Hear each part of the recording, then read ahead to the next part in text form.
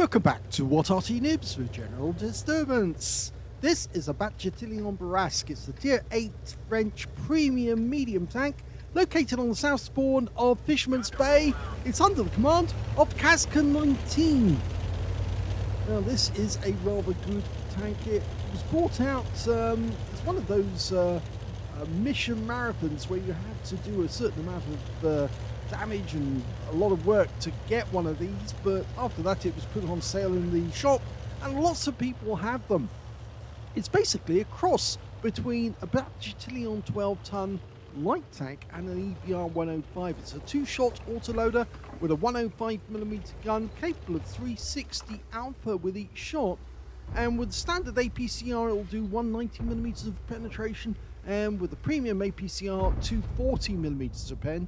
And there is a 2-second delay between each shot when it reloads. Now, one of the good things about this tank is it's very fast, and it's devastating in the fact that it can put out 720 if it gets an average burst on both shells. So it can do enormous damage, 62 kilometers an hour maximum speed, but it just sort of like drives up on the enemy and all of a sudden it derps them out of existence. Okay, well, we've got a Renegade on the enemy team. He's coming to sight, one shot into his lower plate, but he doesn't stay around because he doesn't want the return fire from that Renegade, and that's probably a wise decision. He's popped the reload. The standard reload by the book is 21.54 seconds, and we can see Kazka's got it down to 19.79. He's popping back because there's still pickings to be made. Now this video features 3 replays, yes, not 1, 3 replays featuring the Châtillon Bourrasque. Okay, ISU 152K there in the distance. We can get it, but it does have a fair amount of dispersion over long range, so you can't be that accurate. Is he going to pop the reload? I hope he does, actually, because otherwise he might find it inconvenient. He's only got 1 shell available when he needs 2. Now he's sticking with that 1 shell for the moment. If he gets a chance, he put one into that Renegade, but the Renegade's pulled away. He does have a chance over there, but he's trying to protect himself from being ambushed by the Renegade. So that's why he's getting closer to this house. Okay, is he going to pop the reload? Oh, target! Fires in at the RU-251, and of course that's a light tank, so the shell goes straight through his armor. But he picked up 362 hit points, which is a high roll. And he's getting loads of spotting assists as well for finding those enemy tanks. He's almost completed his reload, and he's ready again. Nope, no chance on the second time round. You'd think with the combination of 2 light tanks, a Batchat 12-ton and an EBR-105, that this tank would have superb spotting ability. Maximum view range is 390 meters. Now that is good. That is technically good. So it hasn't quite got the same view range, but you can see on the mini-map it's a wide area, and he's spotting that Scorpion G down there in the south, but actually I think that guy's being proxy spotted by the SMV-CC67 and the Lorraine 40-ton that are already down there. He's looking for a target of opportunity, basically, waiting for the Scorpion to try and make a run for it, and then he'll put a round in. Well, too late, because the Lorraine got him with his 4-shot autoloader. Well, he's moved up. He didn't get spotted. Sixth Sense didn't go off. Ah, now there's the Renegade again. Now he's waiting for the moment to get the side of the turret. Oh, he's looking, well, he was looking this way. Now he's got the side of the turret. First shot goes in. Can he get the second shot in? He goes for lower plate, gets it. And he's killed that tank. So that's his first kill of the game. Very well played. He knew he had that 2 seconds, so he stayed around. And now he's in full reload.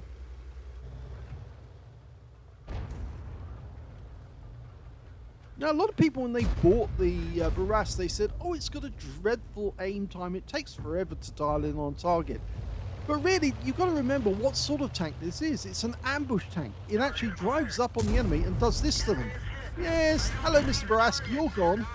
Now, he did get one shot into us, and it was a high roll, but unfortunately, the enemy Bourrasque has met his doom, and the enemy is kind of responding. They're trying to get shots into him, but it wasn't so successful. We've got an RU-251 down there. Now, he's even side-scraping on that guy, but he didn't get out in time to get a shot. This is dangerous. The RU-251 goes down, and that's...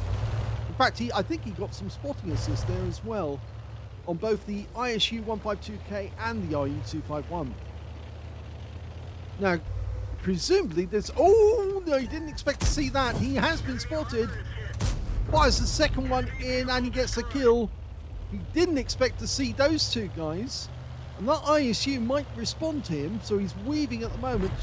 And yes, he did respond, but the ISU got wiped out while he was aiming, so it didn't work out so well for him. There's only presumably one enemy tank left in this corner, and that's the Object 263.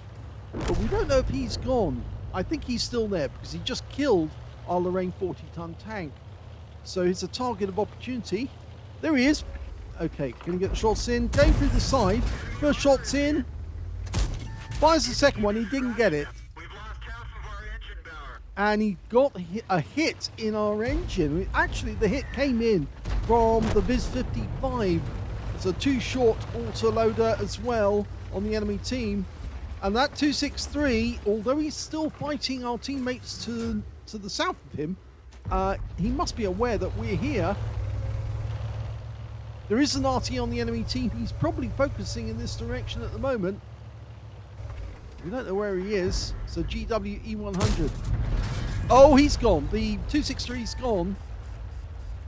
We did get spotted when we fired. And there's the enemy Arty firing in this direction. So he must be over by the waterside somewhere down on the east side of the map. Okay. It looks to me like the enemy are now in full, well, rout mode, because they've only got 4 tanks there. And as far as we know, they're all on the east side of the map except for that Viz-55. There's the enemy Arty. Okay. 2 shots should finish him off. First shot. Second shot. That's another kill. 4 kills now. It's a good game for him. Okay, our Striv S1 is firing on that enemy 50 TP. He's gone, which means now there's only one enemy left. It's that Viz-55, the guy who fired around him just when we didn't want him to and hit our engine when we were facing the 263. And that could have been awful for us, but in actual fact, it's worked out well for Kazka, and now he's got the chance to take this guy out. He could do it with 2 shots. He's got to get both shots to hit. He's coming in behind the guy. The Viz knows what's happening, but he can't stop it. And that is the end of the game. And a really great game for Kazka19. Here's the end of battle stats. And that was an ace tanker game for Kazka19 in the Châtillon Bourrasque. He managed to get a spotter badge for spotting at least 1,000 hit points of damage, a fighter badge for getting at least 4 kills. He actually ended up with 5, which is 1/3 of the enemy team, and 1 short of getting a top gun. He also got a duelist for taking down 2 tanks who damaged him, a fire for effect for doing more damage than the hit points to his own vehicle, and a bruiser medal for getting at least 5 critical hits. In this one, he got 5 exactly. His win rate was 6,388, which is super Unicum standard. Let's have a quick look at his team score. Well, he didn't get the highest damage in the game. Actually, that went to the Viz-55. He got a high caliber for 4,958 hit points of damage. Second highest was the M48 Patton on Kazka's team. He got 4,231. And the third highest went to Kazka. Yes, he got 3,390 out of that one. Very good score. When it came to kills, he easily got the top there because he got 5 kills. 3 kills went to the T30 and to the Viz-55 on the enemy team. And when it came to base XP, he was streets ahead of everyone else. He was the only player to get over 1,000. 1,572 went to Kazka19, 879 went to the Lorraine 40-ton, and 778 went to the M48 Patton. He fired 15 rounds in the game, got 13 direct hits on the enemy, and 12 penetrations. Damage of 3,390 hit points, all of it done at close range. He did receive 2 hits. Both were penetrations and 1 hit by way of splash damage as well in the game. And he did 3,278 hit points of spotting assist. He earned 71,784 credits for the battle and 25 bonds because it was a mission achievement, and 2,358 XP for the battle on a premium count, and came away with 4,952 experience points altogether. So a 5-kill 6k combi, as he calls it, 6k combined damage, that is, spotting and actual. A very clean game, very well played in the Bourrasque. You have to be cool, you have to pick your moments, and you can do extreme amounts of damage. Let's have a quick look at the armor profile for this vehicle. Okay, this is from Tanks GG, and you can see the collision version actually shows that the armor on the front of the vehicle is 14mm thick there. That is the thickest armor on this vehicle. Yes, it's a light tank basically, not a medium tank in all characteristics. The lower plate goes down to 20mm, but it is angled, so you're getting about 41. Upper plate is 20mm, so you're getting about 34 with that angling. Turret, well, 15mm of armor there around the mantlet. The mantlet itself is 15mm, and you can see the size of the turret, well, they go down to 10mm. It's basically a light tank. It's supposed to go fast, and it's only supposed to have armor to stop bullets and shell splinters. It's not supposed to stop shells, and that's how it was so easy for Kazka to wipe out that enemy Bourrasque so quickly with his 105mm gun. Anyway, very thin armor. Let's have a quick look at the live model. Yeah, everything that touches it will go through, unless, of course, it hits the tracks. That's if you're lucky, if it hits the tracks or the gun. But yes, anything that touches this tank will more than likely go through. Now, if we try to show you the modules, the unfortunate thing is that Wargaming have never provided a module map for the Bourrasque to anyone. So we don't know precisely where they are. But what we do have is the module map for the Châtillon 12-ton. And so we can show you that and suppose that maybe it does look very similar for the Bourrasque, in that the driver's sitting up front on the right-hand side, the engine's actually alongside him with the, well, it's actually, no, it's the transmissions alongside him. We've got a fuel tank there, an ammo rack directly behind the driver, another one just underneath the turret, you can see there.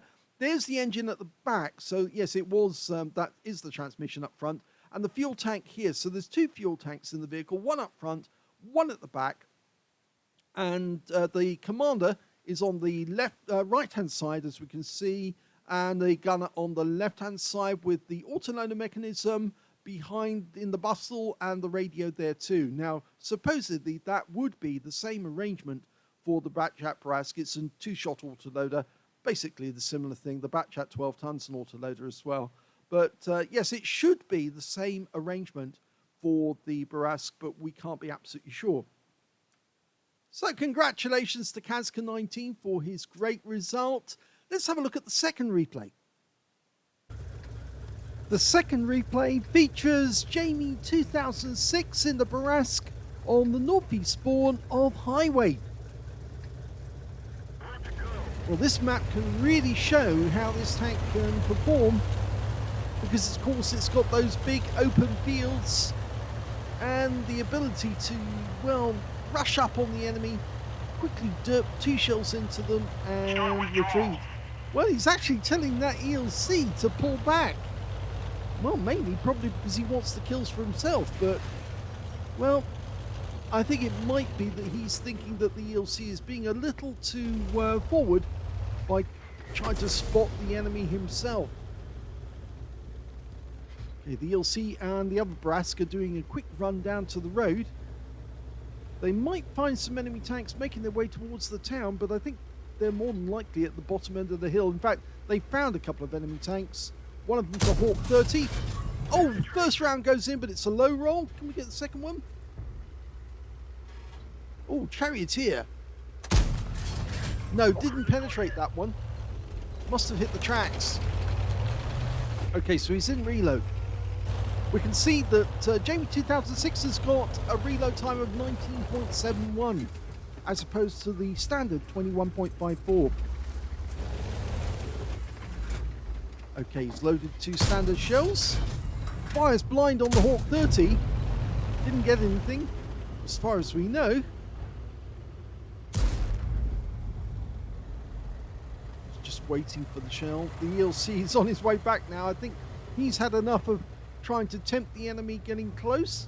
Meanwhile, the Bourrasque that went with the ELC is now down by the river. It's quite a dangerous position, but let's have a look. Gets one into the Hawk 30, and he is spotted. And he pumps the next one in. He gets a high roll for 391, but he has to move before he can reload, simply because that guy could fire back. And looks like a lot of enemy tanks are around this way. Are we going to be loaded in time? Well, he slowed down because he might not have been loaded, but he is now. I think he felt that if he'd actually kept moving at full speed, he might have waltzed into a whole load of enemy tanks while he was still waiting for that shells to go in, or shells to go in. Okay, well, he's working well with his TNH, but remember, he's only got 2 shells, and he's got very light armor. Best armor on this vehicle, as I said, 40mm on the front of the hull. The turret is very weak indeed. And he's having a quick look to see where the gun on that 50 TP was. In fact, he was looking at our TNH at the time, but now he's looking back in our direction, so we can't pop through and derp him with those 2 rounds because we would get hit. But he's just fired, so he could pop in there. 50 TP is hugging that silo for all he's worth. Now there is a Wizzy 1201 GFT just a short distance away. Okay, he's now looking the wrong way. Oh, didn't work. But the lower round did. And so he fired into the lower plate, claimed his first kill. Now he's waiting for the reloads, hugging this wall himself now. But now he's got a wreck there to provide him with a bit of extra cover. There's an enemy tank ahead of him. It's an enemy Bourrasque. Okay, well, now at least he's got the Patriot between him and the Bourrasque. And he was aiming for the Patriot, but we fire one in. No, he didn't get the second. Or did he? No, he did get it. He did. He got 764, which is a high roll. The first shot was a high roll. The second shot was a low roll, actually. But overall, he got higher than Alpha. Okay, Bourrasque. Still there. Doesn't realise what's going on behind him. And he's going to be out of the game after this. Yes. Easy kill. 2 kills now.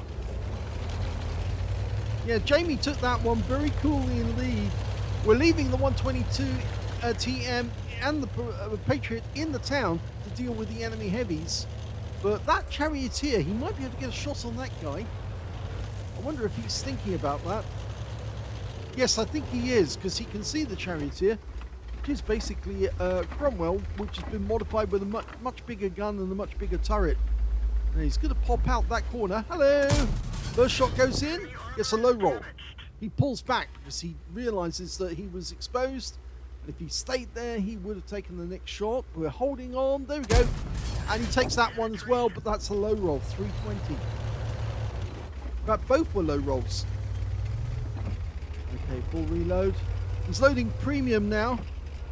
He's run out of standard shells. Nothing left for him to fire with other than the HE rounds. He doesn't want to use HE rounds against these tanks because it won't get him as much. Now, he can one-shot that Charioteer out of the game, and I think that's what he's thinking, but the Charioteer goes down. He's taken out by the 122 TM. Okay, who's this guy? Progetto. Rushing in as fast as he can. He suddenly gets spotted. Progetto pulls back. He knows that he was in danger of getting a 2-shot derp. Okay, are there any other targets of opportunity? Well, he might be able to if the 122 and the Patriot can distract these guys.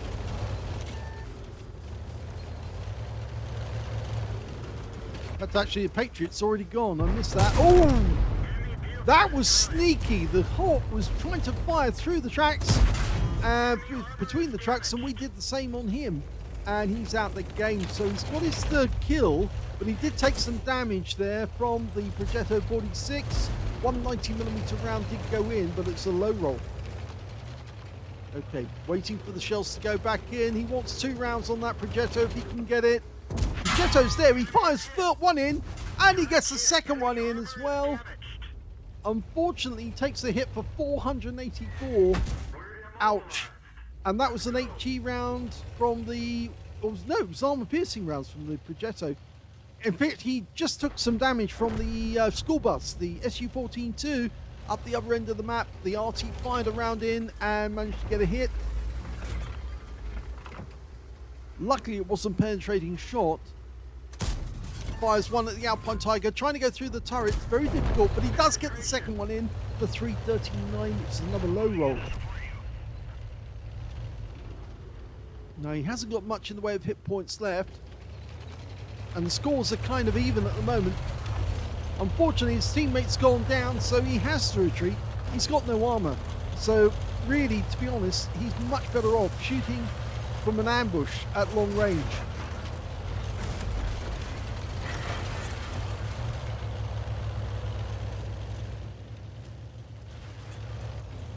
Okay, he's joining the Scorpion. Now, if he can get long-range shots, he'll try. The T-103 is moving in.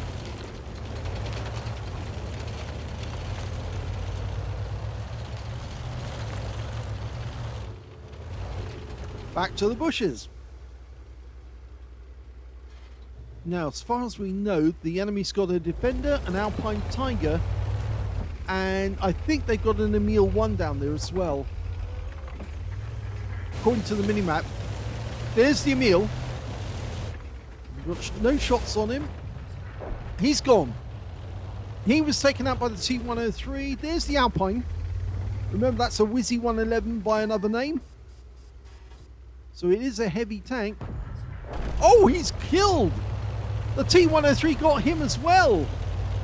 And that means now there's only 3 enemies left. The Defender, the T-34-3 and the T-44. So 2 medium tanks, 1 heavy tank. And as far as we know, the Defender is on the outskirts of the town. And this is where Jamie has got a chance to zoom in, dirt the guy with 2 shells in his rear.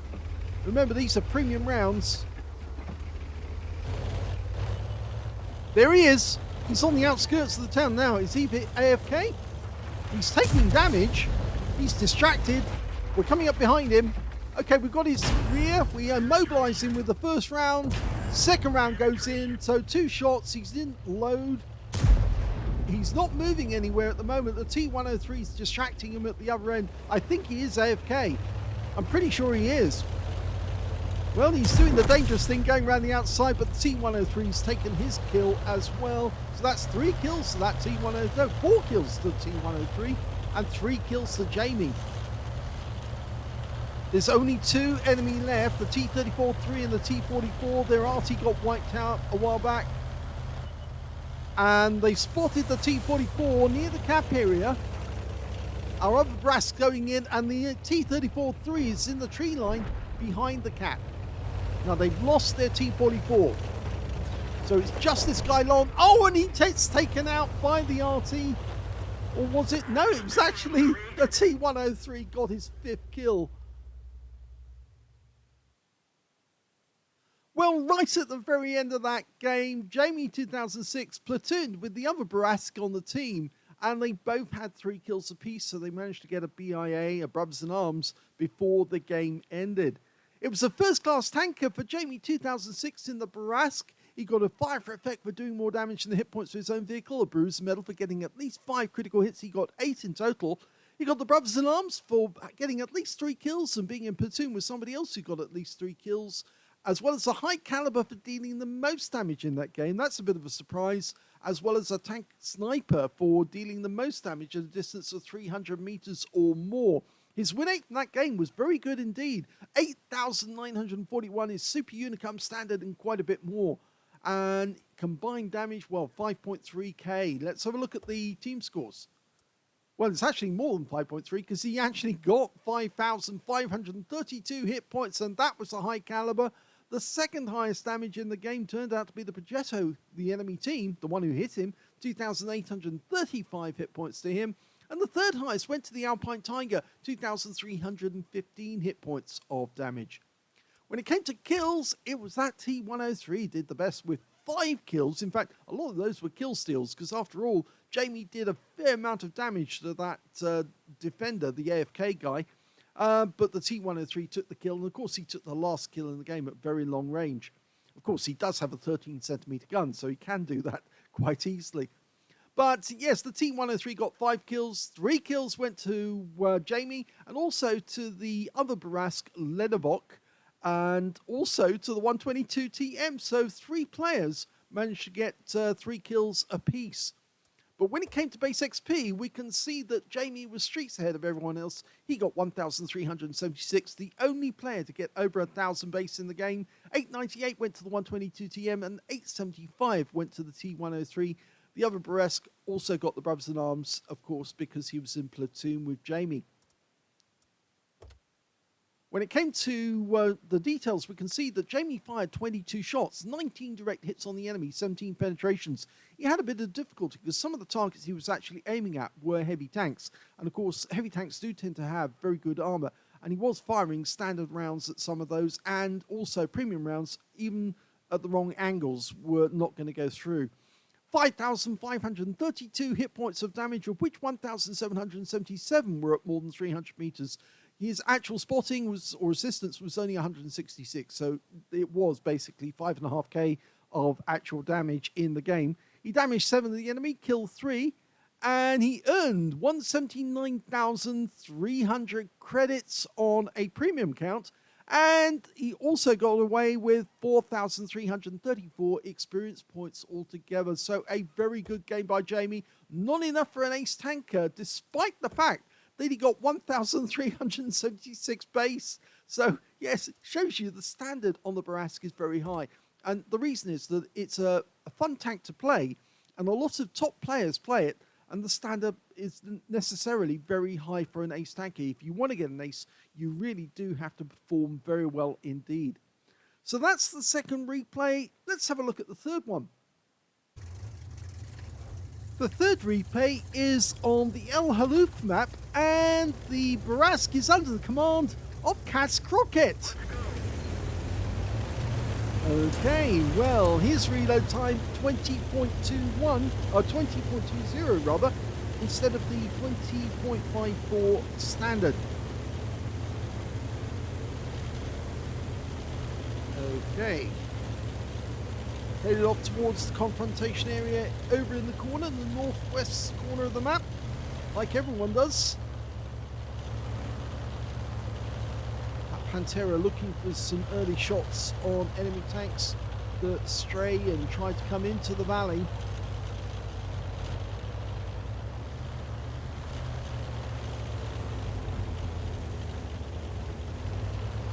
Okay, now this is where the fun starts. Remember, this tank does not have any armor at all, really.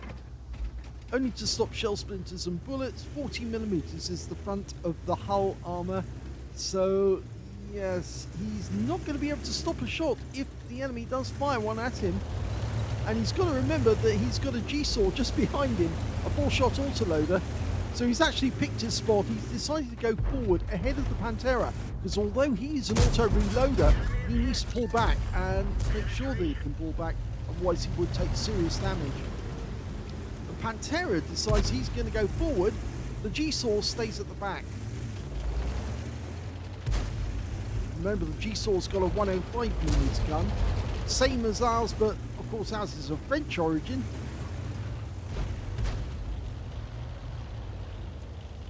Okay, with the enemy, Progetto is vulnerable. 2 shots.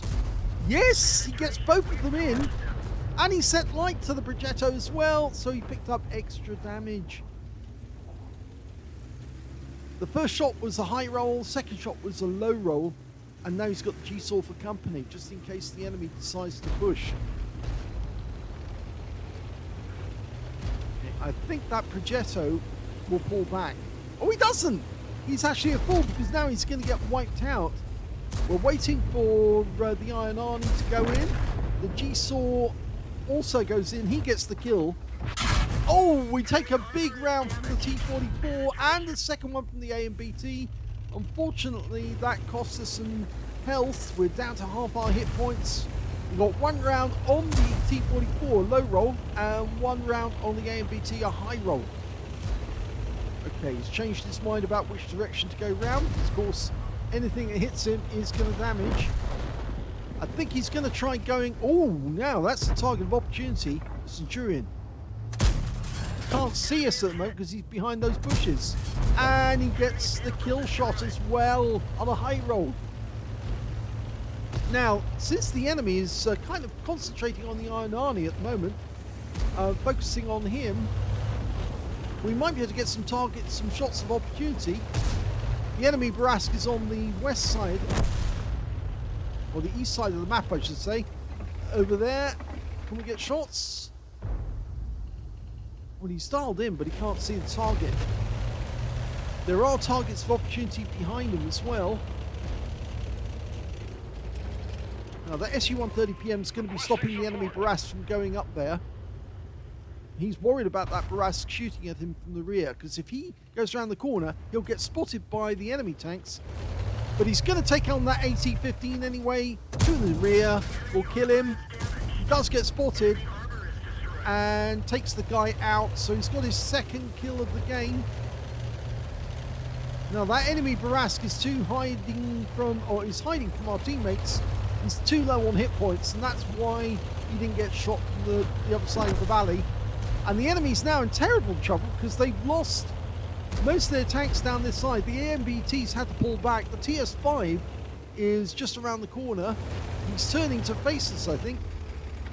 No, he's actually turning the other way. Bad move, because he'll take 2 rounds in the rear, and that's a low roll overall. And now we're in reload. The AMBT knows we're in reload. He wants the kill. Ow. I need help. Well, we managed to escape. We did take 1 round. And that's the enemy Bourrasque firing from the other side of the valley. 2 snapshots. Oh, he got him! He got him! Long range snaps, and it worked. 3 kills now. The AMBT's still alive. He's had to go in here just to get the reload through. There's a Borsig just a short distance away, but he's full. Is he full health? I think he was full health. We're almost ready. We can ambush the Borsig. Got to worry about that AMBT though. There's the Borsig.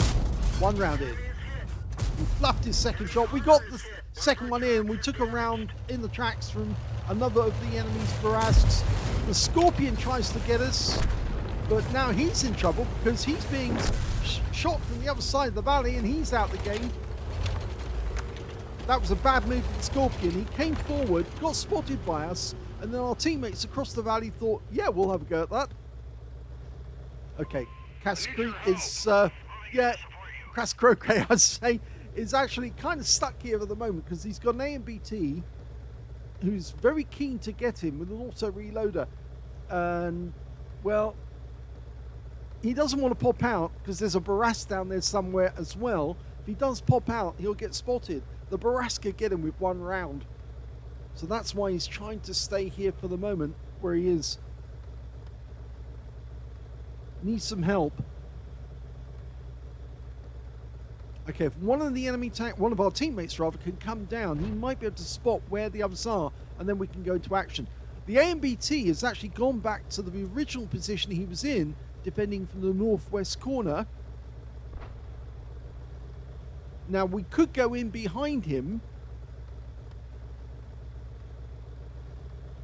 We have to swivel round. We could go in behind, put 2 rounds in his rear.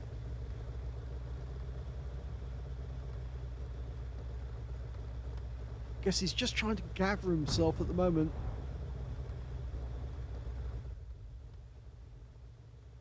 He knows that the enemy Bourrasque was seen behind the hill to his right.